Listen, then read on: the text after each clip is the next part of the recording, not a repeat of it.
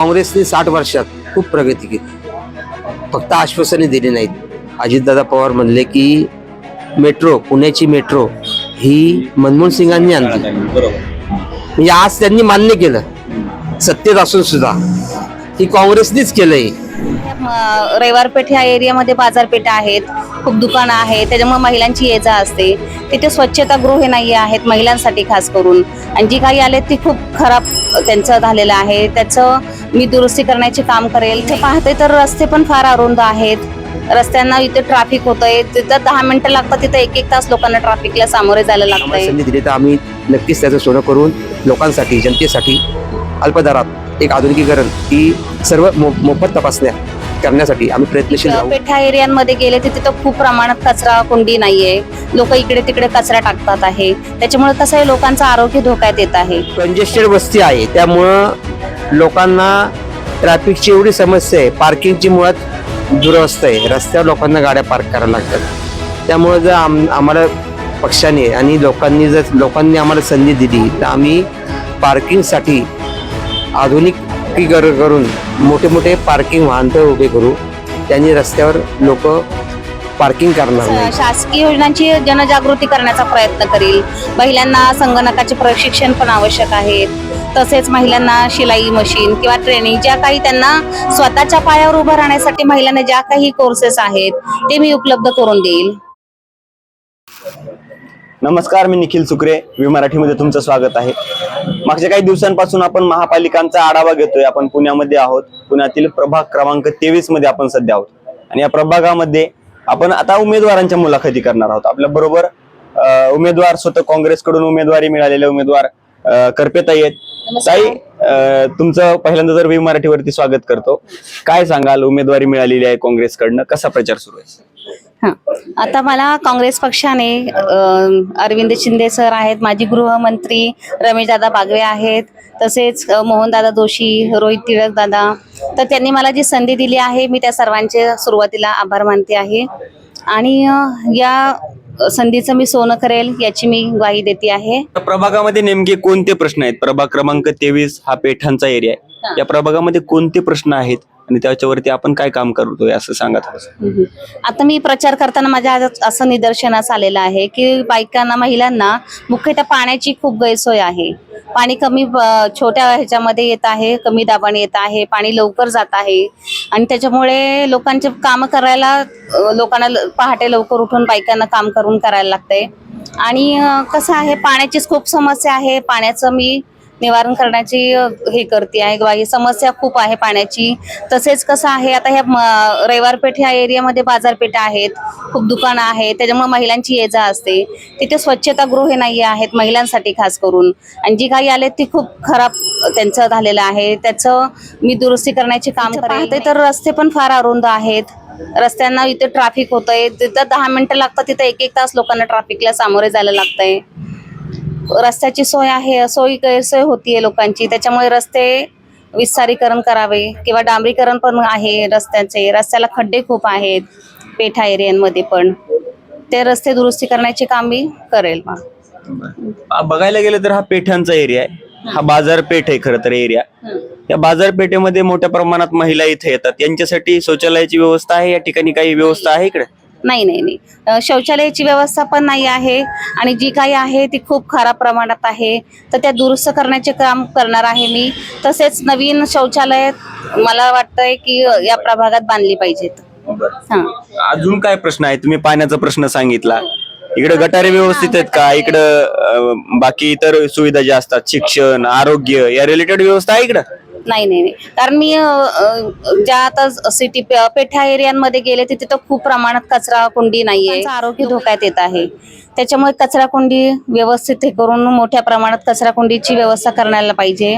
आणि लोकांनी स्वच्छ, जेवढं आपला परिसर स्वच्छ ठेवता येईल तेवढं लोकांनी स्वच्छ ठेवला पाहिजे. कचरा कुंडीतच कचरा टाकला पाहिजे, अशी मी लोकांना आवाहन करत आहे. परत आपल्या बरोबर नाना करपे सुद्धा आहेत. खरं तर नानांचं नाव काँग्रेसमधील एक आश्वासक चेहरा म्हणून बघितलं जातं. नाना, तुम्हाला काय वाटतं की तुम्हाला लोकांनी निवडून द्यावं अशी काय काम आपण केलेली आहेत गेल्या 5 वर्षात? खरं तर बघायला गेलं तर निवडणुका होणं गरजेचं होतं, लेट होत आहेत, प्रशासकांचं राज्य होतं. या काळामध्ये नगरसेवकांची किंवा सेवकांची गरज मोठ्या प्रमाणात भासली. आपण काय कामं केली ज्याच्या विश्वासावर लोक तुम्हाला मत देतील? तसं बघितलं तर ही निवडणूक ही जवळजवळ 9 वर्षांनी होत आहे. जवळजवळ 3-3.5 वर्ष प्रशासक राज्य सरकारने अख्ख्या जवळजवळ महाराष्ट्रामध्ये पुन्हा जेवढ्या महानगरपालिका आहेत त्यांच्या इलेक्शन ह्या लांबवल्या. 3.5 वर्ष प्रशासक होतं, त्यामुळे लोकांना खूप अडचणी झाल्या. अडचणींना सामोरं जावं लागलं. रस्ते, पाणी, वीज आणि गटारची लाईन ह्याच्या बाबतीत खूपच गैरसोय लोकांची झाली.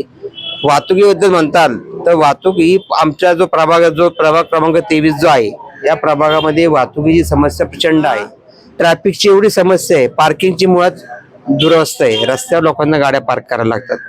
त्यामुळे जर आम्हाला पक्षाने आणि लोकांनी आम्हाला संधी दिली तर आम्ही पार्किंगसाठी आधुनिकीकरण करून मोठे मोठे पार्किंग वाहन उभे करू.